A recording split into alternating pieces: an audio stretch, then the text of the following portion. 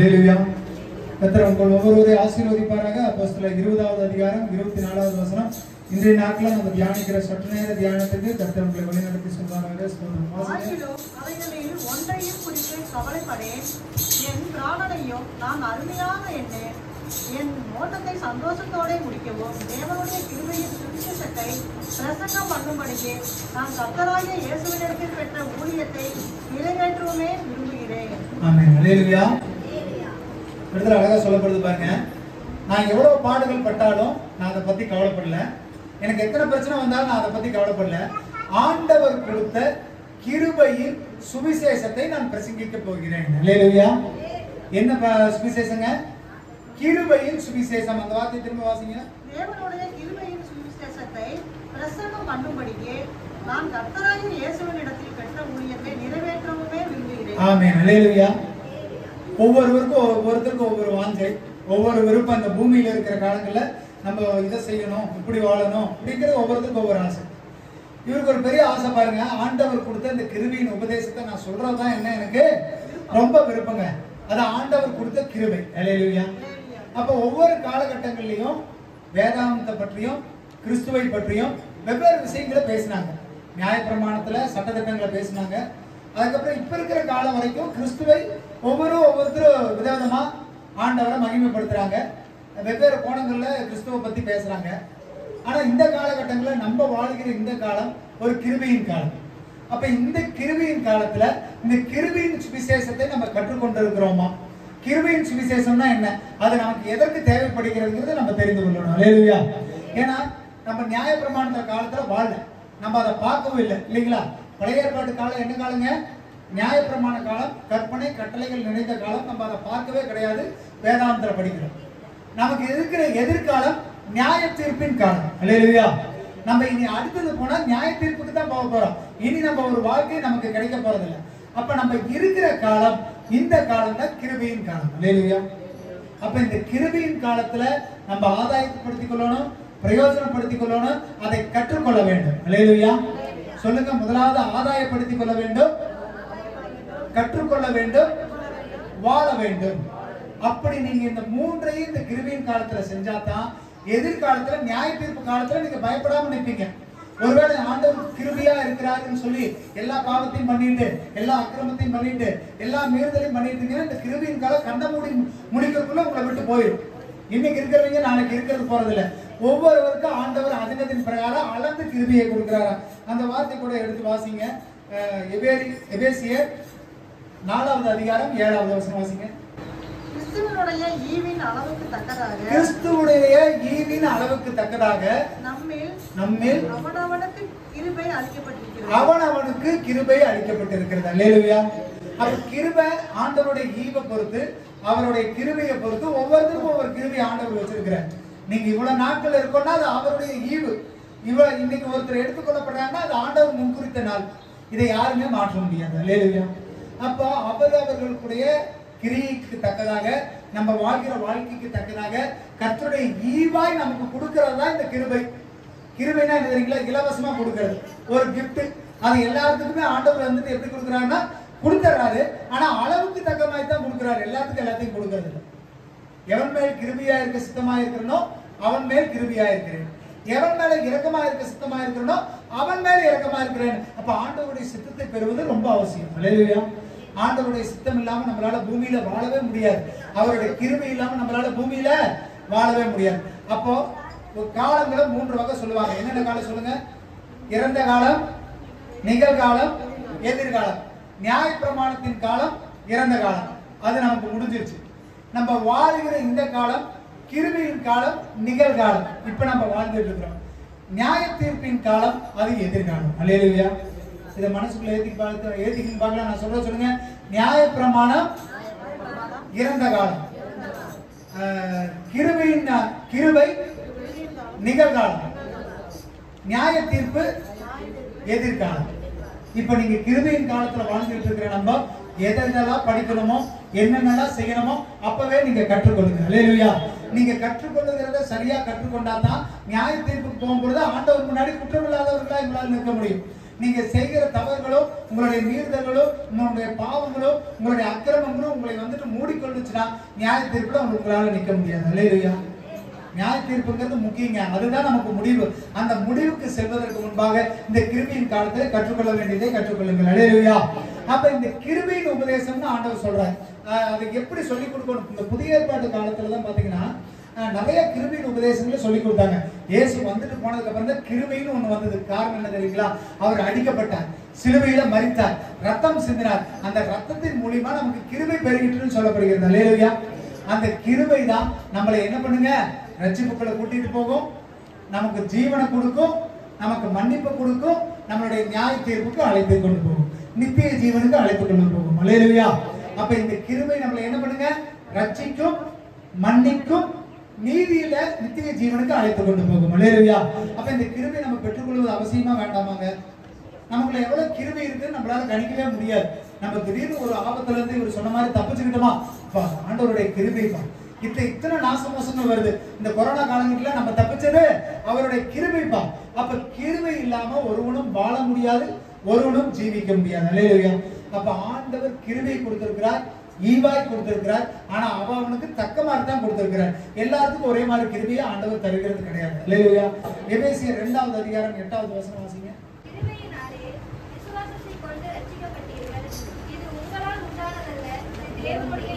ஆமென். அல்லேலூயா. கிருபையினாலே என்ன பண்ணீங்களா? நீங்க விசுவாசத்தை கொண்டு ரட்சிக்கப்பட்டீர்கள். இது அல்லேலூயா. கர்த்தர் பெரியவருங்க. கர்த்தர் சகலத்தையும் செய்ய வல்லவர். நம்மளால எதுவுமே முடியாது.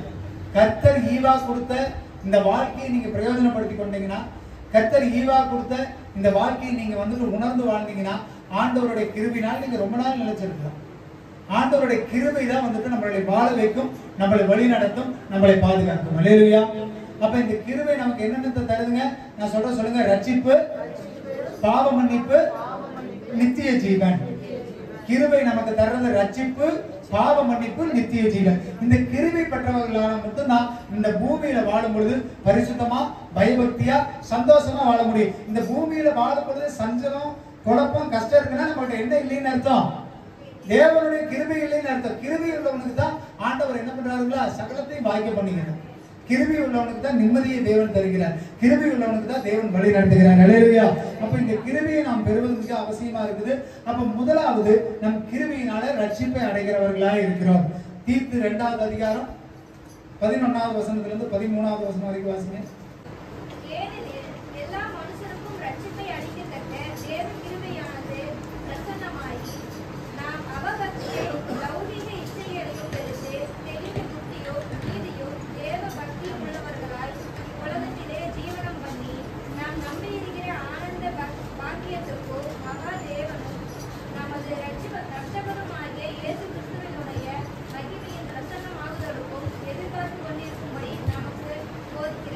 ஆமென். அல்லேலூயா.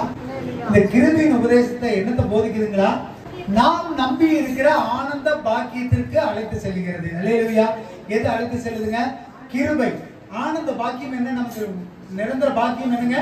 நித்திய ஜீவனுக்கு போவது நம்மளுடைய பாக்கியம். அதுதான் நமக்கு ஆனந்த பாக்கியம். அந்த ஆனந்த பாக்கியத்துக்கு கூட்டி செல்வது என்னங்க? கிருபை தான் நம்மளை அந்த பரலோக நித்திய ஜீவனுக்கு கூட்டிட்டு போவாங்க. இந்த உலகத்துல நம்ம ஜீவனம் பண்ணும்போது என்னென்னலாம் செய்யணும்னு வேதம் சொல்லுது பாருங்க. அவபக்தியை விடுங்க. எனக்கு அது நடக்கல, இது நடக்கல, செய்யாது, நான் போய் என்ன செய்யற அப்படின்னு நீங்க அலைஞ்சு தெரிய வேண்டாம். தேவன் நிச்சயமா ஒரு நாள் செய்வார். நிச்சயமா ஒரு நாள் உங்க வாழ்க்கையை மாற்றுவார். தேவனுடைய கரத்துல அடங்கி இருக்கிறவர்களுக்கு தேவன் சகலத்தையும் நன்மையா மாற்றுகிறார். முதலாவது அவபக்தி விடுங்க.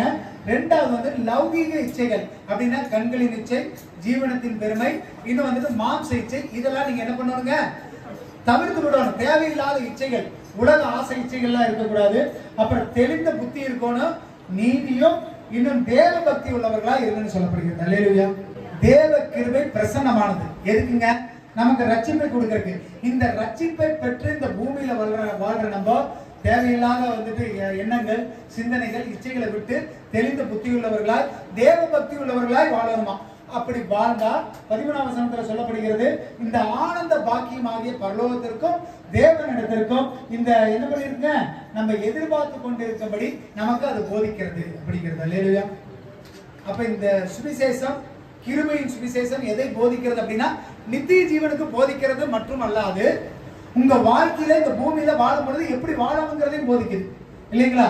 அப்ப கிருபைங்கிறது ரெண்டு வழியில சொல்லி தருது உங்களுக்கு. ஒண்ணு பூமியில நீங்க எப்படி வாழணும், நித்திய ஜீவனுக்கு போகிற வழி என்ன வழி. இல்லையா? அப்ப முதலாவது ஆண்டவர் உங்களுக்கு ரட்சிப்பு கொடுக்கிறார். எப்படி கொடுக்கிறாருங்க? தான் பூமிக்கு வந்து மரித்து உயிர் தெழுந்து அந்த கிருபை நிமித்தம் உங்களுக்கு ரட்சிப்பை தேவன் உருவாக்குகிறார். அல்லேலூயா. இரண்டாவது எடுத்து வாசிங்க, ரோமர் 6வது அதிகாரம் 14வது வசனம் வாசிங்க. நீங்கள் நியாய பிரமாணத்திற்கு கீழ்ப்பட்டிராமல் கிருபைக்கு கீழ்ப்பட்டிருக்கிறபடியால் பாவம் உங்களை மேற்கொள்ள மாட்டாது. ஆமென். அல்லேலூயா. ரெண்டு விஷயம் சொல்றா பாருங்க. பழைய ஏற்பாட்டு காலத்துல நியாய பிரமாணம், நியாய பிரமாணத்துக்கு கீழ்பட்டிருந்தவங்க பாவம் செஞ்சுக்கிட்டே தான் இருந்தாங்க. காரணம் என்ன தெரியுங்களா? ஒரு பாவம் செஞ்சா ஒரு ஆட்டை கொண்டு வந்து பலி செலுத்திடலாம், ஒரு மாட்டை கொண்டு வந்து பலி செலுத்திடலாம், வருஷத்துக்கு ஒருக்கா பாவ நிவாரண பலி எடுத்துக்கலாம். நியாய பிரமாணத்துல இருக்கிறவங்க பாவம் செஞ்சுக்கிட்டு தான் இருந்தாங்க. ஆனா நீங்க கிருபைக்குள்ள வந்ததுனால இனிமேல் உங்களை பாவம் என்ன பண்ணாதுங்க, மேற்கொள்ளாதுங்கிறாரு. அல்லேலூயா.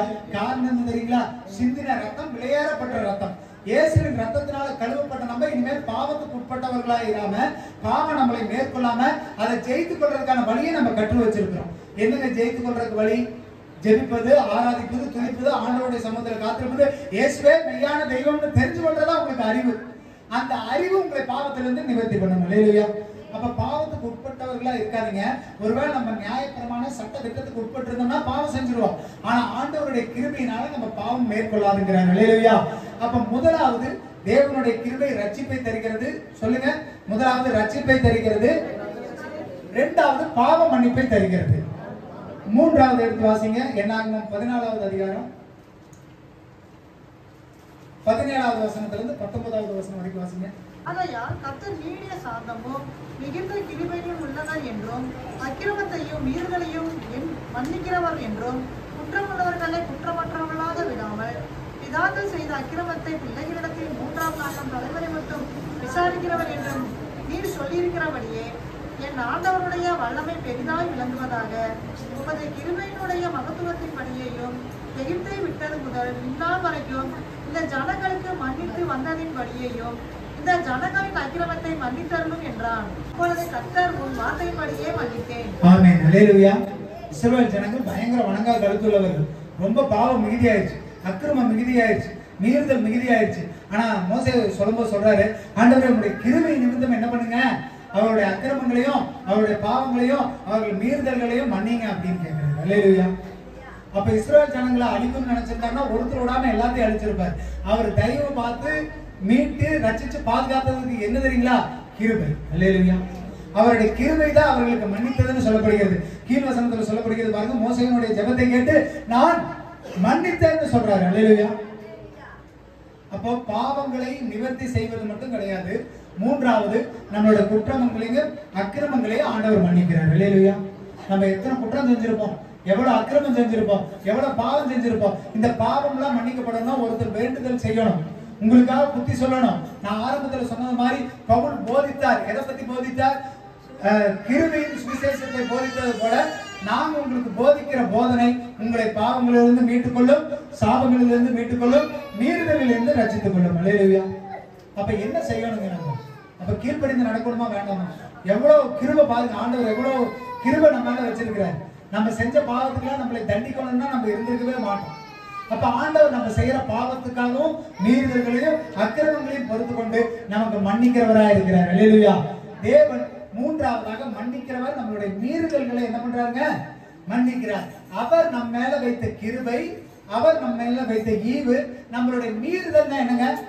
சொல்றதை செய்யாம வேற ஒண்ணு செய்யறது. நீ இதுதாங்க ஆண்டவர் ஆதி காலத்துல நல்ல கற்பனை கட்டளைகளை கொடுத்துட்டாரு. 10 கட்டளை கற்பனைகளை கொடுத்து இதை செய்யணும் அதை செய்ய மாட்டேங்கிறாங்க, அதை தவிர்த்து எல்லாம் செய்யறாங்க. அப்ப அவங்க மீறி போறாங்களா இல்லையா? மீறி போற அவங்கள அதை பண்ணித்தான் ஆகணும். ஆனாலும் ஆண்டவருடைய கிருபை அவர்களை பாதுகாத்தது. அல்லேலூயா. இந்த நாள் நமக்கு எல்லாமே தெரியும். நல்லது எதுன்னு தெரியும், கெட்டது எதுன்னு தெரியும், ஆண்டவருக்கு உகந்தது எதுன்னு தெரியும், தேவனுக்கு பிடிக்காத எதுன்னு தெரியும். எல்லா நேரமும் ஆண்டவருக்கு பிடிச்சதை நம்ம செய்யறோமா? செய்யறது இல்ல, மீறித்தான் போறோம். ஆனா அந்த மீறுதல்களே ஆண்டவர் மன்னிக்கிறார். பாவத்துக்கும் மீறுதலுக்கும் நிறைய வித்தியாசம் இருக்குது. பாவம் வந்துட்டு நம்மளை ஆட்கொண்டு நம்மளை கொண்டே போடும். இந்த மீறுதல்ங்கிறது நம்ம தெரிஞ்சே செய்யறது. இந்த மீறுதல்களை தேவன் மன்னிக்கிறார். அல்லேலூயா. அது கிருபை ரட்சிப்பை கொடுக்கும், இரண்டாவது பாவ நிவர்த்தி செய்யும், மூன்றாவது மீறுதல்களை மன்னிக்கும். அல்லேலூயா. 4வது ஒண்ணு எடுத்து வாசிங்க. ரோமர் 5வது அதிகாரம் 20வது வசனம் வாசிங்க. மேலும் மீறுதல் பெருகும்படிக்கு நியாயப்பிரமாணம் வந்தது. அப்ப நியாயப்பிரமாணம் வரும்போது மீறி தான் செஞ்சாங்க. ஏப்பா நீ ஒருத்தர் வந்துட்டு செய்யாத, நீ களவு செய்யாத, திருடாதீன்னா அவனால முடியல, கொலை செய்யாதனா முடியல, இச்சப்படாதனா முடியல, பாவம் செய்யாதனா முடியல. அப்படி எல்லாம் கட்டளை போட்டதே அவன் மீறி போறான். அவனால ஒண்ணும் செய்ய முடியல. நியாயப்பிரமாணத்தினால பாவத்தை கண்ட்ரோல் பண்ணவே முடியாது. கீழே வாசிங்க. அப்படி இருந்தும் பாவம் பெருகின இடத்தில் கிருபை அதிகமாய் பெருகிற்று. அல்லேலூயா. இஸ்ரவேல் ஜனங்களுக்கு கட்டளை போட்டா கட்டளை மீறி ஒவ்வொருத்தரும் ஒவ்வொன்று செய்யறான். அவனுக்குன்னு தெய்வத்தை உருவாக்கிக்கிறாங்க, எல்லாத்தையும் உருவாக்கி வழிபட ஆரம்பிச்சுறாங்க. அப்ப அந்த இடத்துல மீறுதல் பெருகிறதுனால, பாவம் பெருகிறதுனால எந்த அளவுக்கு பாவம் பெருச்சோ அந்த அளவுக்கு கிருபையும் பெருகிச்சா அதுதான் ஆண்டவருடைய ஈவுங்க. அல்லேலூயா. நீங்க செய்யற மீறுதல்களுக்கு ஈக்குவலா கிருபை பெருகிட்டு வருது. ஒருவேளை கிருபை கொஞ்சம் கம்மியா இருந்தா மீறுதல்னால நீங்க அழிஞ்சு போயிருப்பீங்க. நம்ம செய்யற பாவத்துக்கு ஈக்குவலா ஆண்டவர் கிருபை வச்சுக்கிட்டே இருக்கிறார். இன்னைக்கு போட்டு, இன்னைக்கு நான் குத்துறேன், இன்னைக்கு நான் எரு போடுறேன், இன்னைக்கு நான் நீர் பாய்ச்சுறேன், உன்னை ஒரு வருஷம் பார்க்கலாம். இந்த மரம் கனி கொடுத்துனா பார்க்கலாம், இல்லைன்னா வெட்டி போடலாங்கிற வெட்டோலாம் கிடையாது. நியாய தீர்ப்பு வரைக்கும் அவர் சொல்லிக்கிட்டே இருக்கிறார். பிதாவிட்ட பரிந்து பேசிக்கிட்டே இருக்கிறார். ஆண்டவர் இந்த ஒரு வருஷம் பார்த்து ஆண்டவர் இந்த வருஷம் சர்ச்சுக்கு வந்துருவான், இந்த வருஷம் ஜெபம் பண்ணுவான், இந்த வருஷம் ஞான ஸ்நானம் எடுத்துக்குவான், இந்த வருஷம் பரிசுத்தப்படுத்துவான், இந்த வருஷம் தன்னை திருத்திக்குவான்னு ஆண்டவர் சொல்லிக்கிட்டே இருக்கிறார். பிதாவிட்ட பரிந்து பேசிக்கிட்டே இருக்கிறார். அப்ப கிருபை உங்களுக்கு பெருகிட்டே வர்றதுனாலதான் நம்ம இன்னும் அழிக்கப்படாம இருக்கிறோம். அல்லேலூயா. அப்ப எப்பெல்லாம் பாவம் அதிகமாச்சோ அப்பெல்லாம் கிருபையும் அதிகமாச்சாமா. அது காரணம் என்ன தெரியுங்களா? இயேசு சிந்திய ரத்தம். அல்லேலூயா. இன்னைக்கு வரைக்கும் நம்ம உயிரோட இருக்க காரணம் என்ன தெரியுங்களா? கிருபை உங்க வாழ்க்கையை பேலன்ஸ் பண்ணிக்கிட்டே இருக்கு. ஒருவேளை கிருபை இல்லைன்னா என்னைக்கும் நம்ம அழிந்து போயிருப்போம். அல்லேலூயா. அப்ப கிருபை உங்களை விட்டு எடுபடக்கூடாது. தேவனுடைய கிருபை தான் நம்மளுடைய மீறுதல்களை மன்னிக்க கூடியதா இருக்குது. 4வது வசனம் வாசிங்க. ரோமர் 5வது அதிகாரம் 21வது வசனம் வாசிங்க. ஆதலால் பாவம் மரணத்துக்கு ஏதுவாக ஆண்டு கொண்டது போல கிருபையானதே நம்முடைய கர்த்தராகிய இயேசு கிறிஸ்துவின் மூலமாய் நீதியினாலே நித்திய ஜீவனுக்கு ஏதுவாக ஆண்டு கொண்டது. ஆமென். அல்லேலூயா. பாவத்தின் சம்பளம் மரணம். பாவம் செஞ்சா மரணம் எப்படி நிச்சயமோ அதே போல இயேசு நமக்காக சிந்திய ரத்தத்தினால கிருபை நமக்கு கொடுத்தாயிற்று. எல்லாத்துக்கும் கிருபை கொடுத்துட்டார். இந்த கிருபை நம்மளை எங்க கொண்டு செல்லுங்க? நித்திய ஜீவனுக்கு அழைத்து கொண்டு செல்லும். இந்த நித்திய ஜீவனுக்கு போக அழைத்து செல்லக்கூடிய இந்த கிருபையை நம்ம வாழ்நாள் ஃபுல்லா பிடிச்சுக்கிட்டே இருக்கணும். அல்லேலூயா.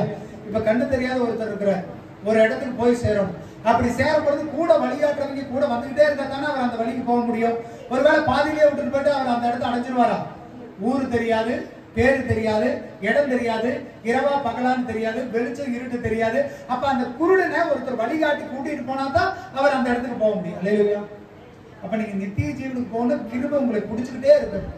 அந்த கிருபை ஒரு நிமிஷம் உங்களை கையை விட்டுருச்சுன்னு சொன்னா, கிருபை உங்களை விட்டு போயிருச்சுன்னு சொன்னா உங்களால எங்க போக முடியாது? நித்திய ஜீவனுக்கு போக முடியாது. அல்லேலூயா. அப்ப 4வதாக கிருபை உங்களை எங்க அழைத்துட்டு போகுதுங்க? நித்திய ஜீவனுக்கு அழைத்து கொண்டு போகிறது. ரோமர் 6வது அதிகாரம் 23வது வசனம் வாசிங்க. பாவத்தின் சம்பளம் மரணம், தேவனுடைய கிருபை வரமோ நம்முடைய கர்த்தராகிய இயேசு கிறிஸ்துவினால் உண்டானது நித்திய ஜீவன். ஆமென். அல்லேலூயா. அப்ப நீங்க ஒன்னு தெரிஞ்சுங்க, பாவத்துக்கு மன்னிப்பு கொடுக்கிற கர்த்தர் அதற்கு நமக்கு தேவையான கிருபையை கொடுக்கணும். அந்த கிருபை ஃபர்ஸ்டே சொன்னால எல்லாத்துக்கும் கொடுக்கறது கிடையாது. அவர் ஃப்ரீயா கொடுக்கிறார், ஈவா கொடுக்கிறார், ஒவ்வொருத்தருக்கும் அளவா கொடுக்கிறார். அப்ப இந்த கீழ் அதிகாரத்துல புதிய ஏற்பாட்டில் சொல்லப்படுகிறது. அப்ப ஆண்டவர் கிருபையில பாவத்தை மன்னிக்கிறாருன்னா அப்ப நான் பாவம் செய்யலாமா அப்படின்னு கேட்குது. ஆண்டவர் ஒவ்வொருத்தருக்கும் அளவா கிருபை கொடுக்கிறார். அந்த கிருபை இலவசமா கொடுக்கிறார். அந்த இதை என்ன பண்ணக்கூடாது? மிஸ்யூஸ் பண்ணக்கூடாது. இப்போ ஒருத்தர் பாத்தீங்கன்னா, ஒரு உதாரணத்துக்கு உங்க இப்ப இருக்கிற நிலைமையை பார்த்து என்ன பண்றாருங்க, உங்க கையில பொண்ணும் பொருள் ஆஸ்தி அந்தஸ்தை கொடுத்து இதை பத்திரமா பாத்துக்குப்பா, நான் ஊருக்கு போயிட்டு வர்றேன், வரும்போது எனக்கு கொடு அப்படிங்கும் பொழுது உங்க கையில எல்லாம் இருக்குது, எல்லா ஆஸ்தியும் இருக்குது, எல்லா அந்தஸ்தும் இருக்குது. அதை பத்திரமா வச்சிருந்து அந்த எஜமான்ட்டு கொடுக்கணும். ஒருவேளை எங்கிட்ட இருக்க அதை தவறான முறையில பயன்படுத்தின ஆண்டவர் என்ன பண்ணுவாருங்க, வந்து உண்மை இல்லாத ஊழியக்காரனே நீ எப்படி எங்கிட்ட வந்துட்டு இப்படி செஞ்ச, இவனை கையங்காலை கட்டி இருட்டறையில போடுங்க. ஆனா ஆண்டவர் தான் கிருபை கொடுக்கிறாரு, ஆண்டவர் தான் என்னை வழி நடத்துறாரு, எனக்குலாம் ஒண்ணும் ஆகாதுப்பா அப்படின்னு நீங்க தப்புக்கு மேல தப்பு செஞ்சுக்கிட்டு இருந்தீங்கன்னா உங்களுடைய நிலைமை அதோ கதிதான். ஆண்டவர் உங்களை நித்திய ஜீவனுக்குள்ள அழைச்சிட்டு போகவே மாட்டாங்க. அப்ப பாவம் செய்கிற ஆத்மா சாகவே சாகும். பாவத்தின் சம்பளம் மரணம். ஆண்டவருடைய கிருபை வரமோ உங்களை நித்திய ஜீவனுக்குள்ள அழைத்து கொண்டு போகும். அல்லேலூயா. அப்ப கிருபையை பெற்றுக்கொண்டு இருக்கிற நாம் நம்ம கிருபை பெற்றுக்கிட்டோம். எல்லாத்துக்குள்ள கிருபை இருக்குது. ஆனா அந்த கிருபையை நீங்க எப்படி பயன்படுத்துறீங்க? ஆண்டவர் நமக்கு எல்லாத்தையும் தர்றதுங்கிறதுக்காக நீங்க வந்துட்டு அதை ஏடா கூடமா பயன்படுத்துறீங்களா, தவறான வழியில பயன்படுத்துறீங்களா, ஆண்டவருக்கு பிரியமில்லாத காரியங்களை செய்றீங்களா? இன்னைக்கே மாத்திக்கிட்டு ஆண்டவருக்கு விரோதமா பேசுறது, ஆண்டவருக்கு விரோதமா செய்யறது, தேவனுடைய சமூகத்துல பயம் இல்லாம இருக்கிறது, தேவனுடைய சமூகத்துல பக்தி இல்லாம இருக்கிறது, உங்களுடைய எண்ணம் போல வாழ்றதுக்கு தேவனுடைய சமூகம் கிடையாது. தேவனுக்கு கீழ்ப்படிந்திருங்கள். அவர் பரத்துல இருக்கிறார், நம்ம பூமியில இருக்கிறார். அதனால நம்ம வார்த்தைகள் சுருக்கமா இருக்கும். ஆண்டவருடைய சமூகத்துல கருத்தா இருக்கணும். ஆண்டவருடைய சமூகத்துல தயவா கெஞ்சணும். ஆண்டவர் தாழ்மை உள்ளவர்களுக்கு தான் என்ன பண்றாருங்களா? கிருபை அளிக்கிறார். எல்லாருக்கும் கிருபை அளிக்கிறது இல்லை, எல்லாருக்கும் ஒரே மாதிரி கொடுக்கறது இல்லை, அளவா தான் கொடுக்குறேன். அந்த அளவுல நீங்க உண்மையா இருந்தா ஆண்டவர் உங்களுக்கு கிருபை அதிகமா கொடுப்பார். அந்த கிருபை உங்களை நித்திய ஜீவனுக்கு அழைத்து கொண்டு போகும். அல்லேலூயா. தீத்து 3வது அதிகாரம் 5வது வசனத்திலிருந்து 8வது வசனம் வரைக்கும் வாசிங்க. நாம் செய்த நீதியின் கிரியைகளை நிமித்தம் அவர் நம்மை ரட்சியாமல் நமது இரக்கத்தின்படியே மறுஜென்மம் உலகினாலும் பரிசுத்த ஆவியினுடைய புதிதாக்குதலினாலும் நம்மை ரட்சித்தார். நமது கிருபையினாலே நாம் நீதிமான்களாக்கப்பட்டு நித்திய ஜீவன் உண்டாகும் என்கிற நம்பிக்கையின்படி சுதந்திரத்தக்கதாக அவர் நமது இரட்சகராக இயேசு கிறிஸ்துவின் மூலமாய் அந்த பரிசுத்த ஆவியை நம்மேல் சம்பூரணமாய் பொழிந்து அருளினார். அல்லேலூயா. அப்போ பாருங்க சொல்றாரு, நீங்க பண்ற நீதினால நீங்க நல்லவங்களா மாற போறது. ஆண்டவருடைய கிருபை இருந்தா மட்டும் தான் உங்க நீதி செல்லுபடியாகும். அல்லேலூயா. எபிரேயர் 13வது அதிகாரம் 9வது வசனம் வாசிங்க. பலவிதமான அந்நிய போதனைகளால் அழைப்புண்டு தெரியாதிருங்க. இப்ப நிறைய அப்படிதான் வருது. இந்த கடைசி காலத்துல விசுவாசிகள் ஊழியரை தேர்ந்தெடுத்துக்கிறாங்க, ஊழியர்கள் விசுவாசியை தேர்ந்தெடுத்துக்கிறாங்க. ஏன் தெரியுங்களா? பலவிதமான அந்நிய போதனை. கிறிஸ்துவ தவிர்த்து வேற யாராலும் இந்த பரலோகம் கூட்டிட்டு போக முடியாது. கிறிஸ்து இறந்தாருங்கிறத நீங்க நம்பினா, இயேசு கிறிஸ்து நம்ம நிறைய உபதேசங்கள் இருக்குதுங்க, நீங்க தெளிவா கத்துக்கணும். இயேசுதான் மெய்யான கடவுள். அவருக்காக நமக்காக மரித்தார், ஜீவனை விட்டார், ரத்தம் சிந்தினா, அந்த ரத்தத்தினால கிருபை பெருகிச்சு. அந்த கிருபை தான் உங்களுக்கு மன்னிப்பு கொடுத்தது, ரட்சிப்பு கொடுத்தது, நித்திய ஜீவனுக்கு கொடுத்தது. இயேசு கிறிஸ்து ஒருவர் தான் வழி. இதை மாத்தி பலவிதமான அந்நிய போதனையினால் நீங்க அழைப்புண்டு தெரியாதிருங்கன்றார். அல்லேலூயா. அப்ப நீங்க உங்களுக்கு பிடிச்ச மாதிரி இடத்துக்கு போறது, பிடிச்ச மாதிரி வசனத்தை கேட்கறது, பிடிச்ச மாதிரி காரியங்கள் பண்ணா உங்களால நித்திய ஜீவனுக்குள்ள போக முடியாது. தேவன் என்ன சொல்லி கொடுக்குறாரு? நான் முதல்ல சொன்ன மாதிரி பவுல் எனக்கு லாபமான எல்லாத்தையும் நஷ்டமா கருதி எனக்கு ஜீவனை கூட விட்டு நான் இந்த என்னத்தையும் கிருபையின் சுவிசேஷத்தை நான் பிரசங்கிக்கத்தான் நான் விரும்புறேங்கிறேன். அப்ப நம்ம சபையில சொல்லப்படுகிறது கிருபையின் உபதேசம். இந்த நிகழ்காலத்துல வாழ்றது கிருபையின் காலம். இந்த காலத்துல வாழும்பொழுது நல்லா வாழ்ந்துக்கிட்டீங்கன்னா தான் உங்களால நல்ல ஜீவனம் வர முடியும். ஒருத்த பரீட்சை நாளைக்கு பரீட்சைக்கும் போது ஒரு எத்தனை நாள் இருக்குங்க? ஒரு வருஷம் டைம் இருக்கு. அந்த ஒரு வருஷம் டைமுக்குள்ள அவன் படிச்சிருந்தா தான் அந்த எக்ஸாம் போய் எழுத முடியும். ஒரு வருஷம் ஃபுல்லா சும்மா சுத்திட்டு அந்த பரீட்சை போய் எழுத முடியுமா? இப்ப கொடுத்த கிருபையின் காலத்துல நீங்க கத்துக்கொள்ளுங்க, செயல்படுங்க, அதை படித்து புரிந்து கொள்ளுங்க. அல்லேலூயா. அப்ப கிருபையின் காலத்துல நம்மளை பரலோகராஜ்யம் கூட்டு கொண்டு போவது ஒரே ஒருத்தர் தான். அது யாருங்க? இயேசு கிறிஸ்து. அதை தவிர்த்து பலவித அந்நிய போதனைகளை நீங்க சிக்குண்டு போகாதீங்க. அந்த அந்நிய போதனை உங்களை எங்க கூட்டிட்டு போகாது? நித்திய ஜீவனுக்கு கூட்டிட்டு போகாது. இயேசு கிறிஸ்து ஒருவர் தான் உங்களை நித்திய ஜீவனுக்குள்ள கொண்டு போக முடியும். காரணம் என்ன தெரியுங்களா? அந்த கிருபையை அவர் ரத்தத்தினால உங்களை மீட்டு கொண்டார், ரத்தத்தை சிந்தி பெற்றுக் கொண்டார். அந்த ரத்தம் தான் உங்களுக்கு கிருபையா இன்னைக்கு வரைக்கும் நினைச்சிட்டு இருக்குது. அல்லேலூயா. அப்ப இயேசு கிறிஸ்து அல்லாத அந்நிய போதனைகளுக்கு உங்களை விலக்கிக்கங்க. அந்த போதனை உங்களை நித்திய ஜீவனுக்கு அழைத்து கொண்டு போகாது. அல்லேலூயா. ரோமர் 5வது அதிகாரம் 2வது வசனம் வாசிங்க. அவர் மூலமாய் நாம் இந்த கிருபையில் பிரவேசிக்கும் சிலாக்கியத்தை விசுவாசத்தினால் பெற்று நிலை கொண்டிருந்து தேவ மகிமையை அடைவோம் என்கிற நம்பிக்கையினாலே மேன்மை பாராட்டுகிறோம். ஆமென். அல்லேலூயா. நமக்கு பெருமை என்னங்க? பணக்காரனா இருக்கிறதா, அழகா இருக்கிற, நகை வச்சிருக்கிற, அதுவா? அவர் என்னை மீட்டு கொண்டாரு, அவர் கிருபை கொடுத்திருக்கிறாரு. அந்த கிருபையினால நான் பரலோகம் போக போறோம். அதுதான் அவர் மூலமாய். அல்லேலூயா. எவர் மூலமாய்? இயேசு கிறிஸ்து மூலமாய். இதுதான் சத்தியம், இதுதான் உபதேசம். இந்த உபதேசத்தை மாற்றி பிரசங்கம் பண்ற எந்த இடங்களையும் உங்களால் நித்திய ஜீவனுக்கான வழியும் கிடைக்காது, சாவியும் கிடைக்காது. அல்லேலூயா. நானே வழியும் சத்தியம் ஜீவனமா இருக்கிறேன், என்னை என்று ஒருவனும் ஒரு காலம் உங்களை நித்திய ஜீவனுக்குள்ள கூட்டு போக முடியாதுன்னு சொல்லிட்டார் ஆண்டவர். அல்லேலூயா. இயேசுவே வழி, அவர்தான் வாசல். அல்லேலூயா. இதை நம்ம அநேக நேரங்களில் சொல்லியிருக்கோம். அப்ப இந்த கிருபையின் சுவிசேஷம் உங்களை நித்திய ஜீவனுக்குள்ள அழைச்சிட்டு போகணும். அதுதான் கிருபையின் சுவிசேஷம். யார் மூலியமா அழைச்சிட்டு போகும்? அவர் மூலியமா அழைத்து கொண்டு போகும். அல்லேலூயா. அப்ப இந்த கிருபைங்கிறது விலையேற பெற்றதுங்க, ஃப்ரீயா கொடுக்கறதுங்க. ஆனா ஆண்டவர் அவங்களுடைய செயல்களுக்கு தக்கதாக கொஞ்சம் கொஞ்சமா கொடுத்திருக்கிறார். அதை நம்ம கணக்கிட முடியாது. ஒருத்தனுக்கு அதிகமா இருக்கலாம், ஒருத்தனுக்கு கொஞ்சமா இருக்கலாம். ஆனா நீங்க உங்களுக்கு தான் தெரியும். உங்க வாழ்க்கையை நீங்க தொட்டு பாருங்க. ஆண்டவரே எனக்கு எவ்வளவு ஆண்டவரே கிருபை இருக்குது கேட்டுக்குங்க. உங்களுக்குள்ள கிருபை கம்மியா இருந்தா கிருபையை பெருக்கிக் கொள்ளுங்கள். அல்லேலூயா. ஏன்னா ஆண்டவர் அதை ஃப்ரீயா கொடுக்கிறார். காசு கிடையாது, விலைக்கரையும் கிடையாது. அந்த ஃப்ரீயா பெற்றுக்கொள்ளதை எல்லாரும் முழுமையா பெற்றுக்கொள்ளுங்க. முழுமையா பெற்றுக்கொண்டா தான் உங்களால நித்திய ஜீவனுக்குள்ள போக முடியும். அல்லேலூயா. ஆண்டவர் கிருபையை நிறைய பேருக்கு ஆண்டவர் கொடுத்திருக்கிறாருங்க. ஆதியாகமத்திலிருந்து சொல்ல முடியும் போது நோவாவுக்கு ஆண்டவருடைய கண்களில் கிருபை கிடைச்சது. அவனையும் அவன் குடும்பத்தையும் ஆண்டவர் பார்க்கிறார்.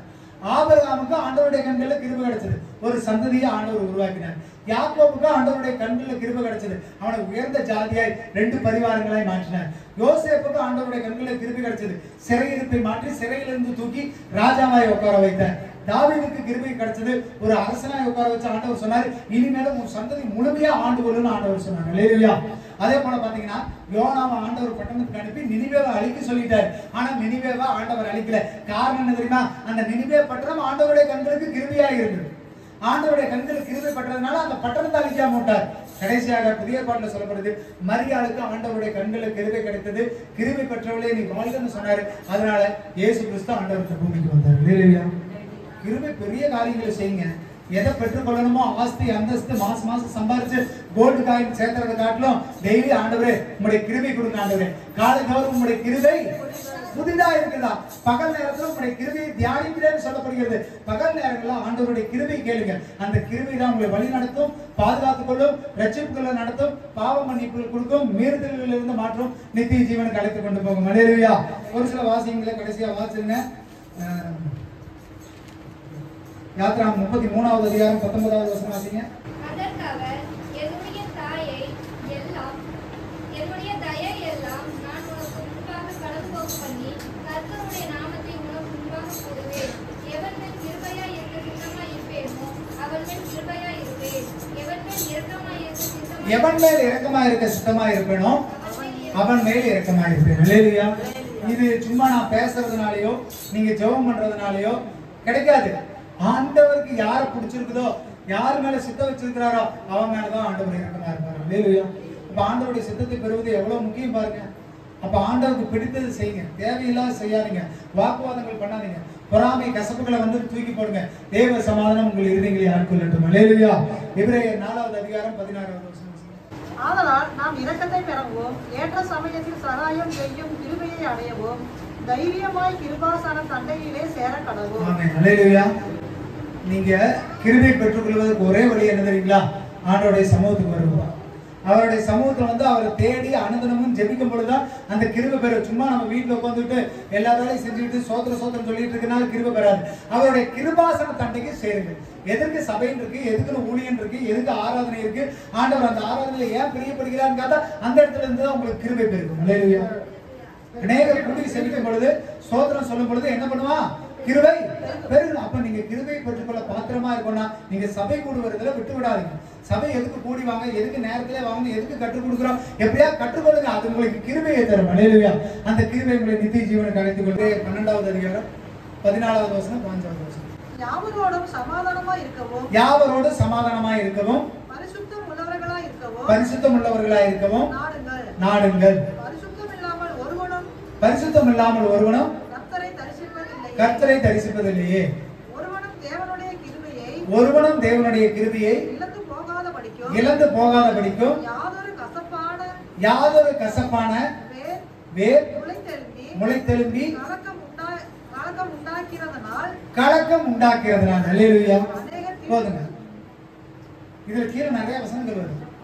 கசப்பான வேர், திடீர்னு ஒருத்தர் பேசுறதுனால, திடீர்னு ஒருத்தர் கோபப்படுறதுனால, திடீர்னு ஒருத்தர் மறைக்கிறதுனால, திடீர்னு ஒருத்தர் வாக்குவாதம் பண்றதுனால உங்களுக்கு கசப்பான வேர் முளைச்சிட வேண்டாம்.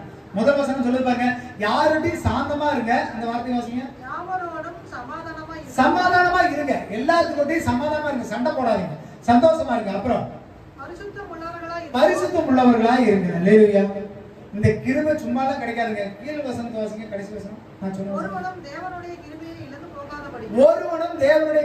இழந்து போகாதபடிக்கு. அப்ப கிருபை இழக்கிறதுக்கான நேரம் வரும். நீங்க இழந்து போகக்கூடாதுன்னா சமாதானமா இருங்க, பரிசுத்தமா இருங்க. கசப்பான வேற உடம்புல வளர விடாதுங்க. அது வளர்ந்ததுன்னா உங்களை இறுக்கி உங்களே அழைச்சிடும், உங்க சேர்ந்தவர்களே அழைச்சிடும். அல்லேலூயா. அப்ப தேவனுடைய கிருபை பெறுவது ஈஸின்னு சொல்லலாம். ஈவு தான், கிஃப்ட் தான். ஆனா அதை நீங்க சரியா வழியில போகலினா, சரியான இடத்துக்கு வரலினா, அவருடைய அண்டைக்கு வரலினா, அவருடைய சமூகத்துக்கு கிருபாசன அண்டைக்கு வரலினா உங்களால அந்த கிருபையை பெற்றுக்கொள்ளவே முடியாது. அவரோட பக்கத்துல வாங்க, அவர்கிட்ட கேளுங்க, அப்பா பிதாவேன்னு கூப்பிடுங்க, கட்டாய ஆண்டவர் உங்களுக்கு கிருபை கொடுப்பாரு. அல்லேலூயா. அந்த கிருபை என்ன பண்ணுங்க, உங்களை மன்னித்து, உங்களை ரட்சித்து, உங்களுடைய மீறுதலிலிருந்து விலக்கி உங்களை நித்திய ஜீவனுக்கு அழைத்து கொண்டு போகும். அல்லேலூயா. அப்ப கிருபை இலவசம், ஆனா எல்லாத்துக்கும் கிடைக்குமா அப்படிங்கறத யோசிச்சுங்க.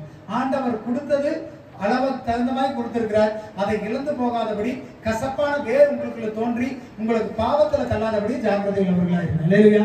அந்நிய உபதேசங்களை கேட்காதீங்க. அவன் அதை சொல்றான், இங்க இதை சொல்றான், அவன் அங்க போக சொல்றான், இங்க போக சொல்றான்.